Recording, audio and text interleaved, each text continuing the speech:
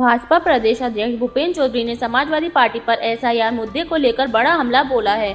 उन्होंने कहा है कि एसआईआर एक पूरी तरह संवैधानिक प्रक्रिया है जिसका उद्देश्य सिर्फ अपात्र मतदाताओं को सूची से हटाकर एक शुद्ध एवं विश्वसनीय मतदाता सूची तैयार करना है। इससे देश की जनता द्वारा चुनी जाने वाली सरकार की वैधता और मजबूती सुनिश्चित होती है। चौधरी ने आरोप लगाया कि सपा इस मामले में लगातार संवैधानिक संस्थाओं पर अविश्वास का माहौल बनाकर लोकतंत्र को कमजोर करने का प्रयास कर रही है।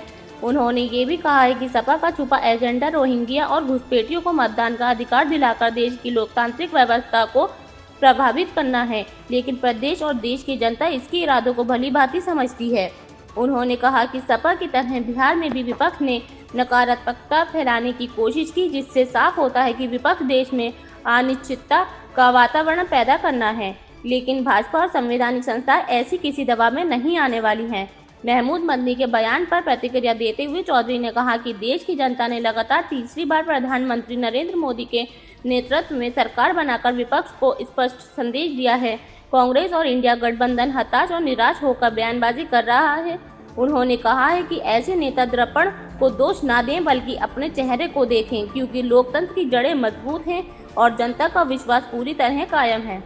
ने अभी प्रेस कॉन्फ्रेंस करी है और वो सीधे तौर पे बीजेपी पे और चुनाव आयोग एसआईआर को लेकर के टीका फोड़ रहे हैं। कह रहे हैं कि दोनों मिली भगत करके जल्दबाजी में ये सारे काम कर रहे हैं, वोट काट रहे हैं मिली भगत से। उसी में भी 30,000 वोट काटने की बात हो रही है। समाजवादी पार्टी के लोग एक समाज में संवैधानिक संस्थाओं के प्रति जिस प्रकार से अविश्वास का वातावरण बना रहे हैं, ये कहीं ना कहीं देश के लिए, लोकतंत्र के लिए हित में नहीं है। एसआईआर एक संवैधानिक प्रक्रिया और इस संवैधानिक प्रक्रिया में जो मतदाता या तो मृतक हैं या पलायन कर गए या अवैध रूप से बने हैं, ऐसे अपात्र लोगों को हटाकर पात्र लोगों को मतदाता सूची में सम्मिलित किया जा और एक फेयर मतदाता सूची हो, ये एक संवैधानिक व्यवस्था है। हम लोग सब चाहते हैं कि भारत के नागरिकों के द्वारा चुनी गई सरकार हो और निश्चित रूप से समाजवादी पार्टी का एजेंडा जो है ये रोहिंग्या और जो घुसपैठिए हैं उनको भी मतदान का अधिकार देकर देश को कमजोर करने का जो विपक्ष का षड्यंत्र है, प्रदेश और देश की जनता सब जानती है।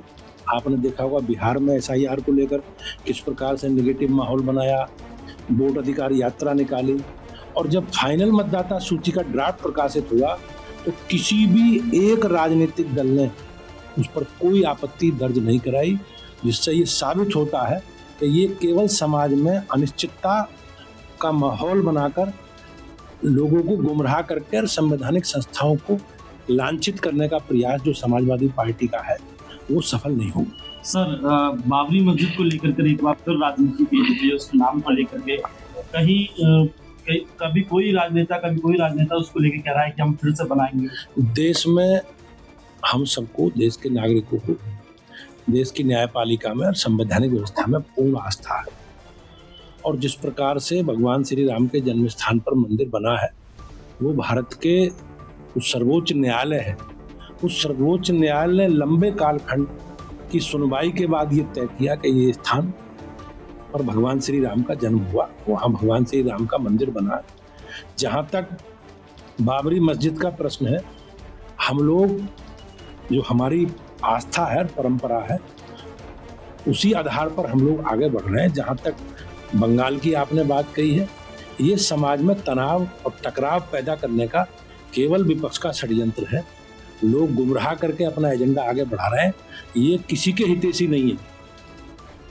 सर, महमूद मदनी है जमीयत उलमा हिंद के अध्यक्ष, वो जिहाद को लेकर कर आज बोले हैं। वो बोले हैं कि जिहाद को बदनाम किया जा रहा है, कभी थूक जिहाद, कभी पेशाब जिहाद, इस तरीके की बातें करके जो कौम डरती होगी वो ही सरेंडर करेगी, इस तरीके की बातें कर रहे हैं। किस परिप्रेक्ष्य में उन्होंने बयान दिया है, लेकिन जहाँ तक इस प्रकार की घटनाएं मीडिया के माध्यम से जो फोटो, वो इस प्रकार के फोटो की निश्चित रूप से मैं इस प्रकार के जो चित्र दिखाई देते हैं वो कहीं ना कहीं हमारे लिए, सबके लिए असहज पैदा करने वाली स्थिति है और पार्टी इस प्रकार के, हम सब लोगों के इस प्रकार के पक्षों का कभी समर्थन नहीं करते।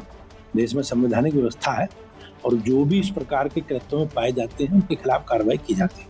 महमूद मदनी का एक बयान आया है कि संवैधानिक संस्थाएं सरकार के दबाव में काम कर रही हैं। जिस प्रकार से पिछले कालखंड से देश की जनता ने मोदी जी के नेतृत्व में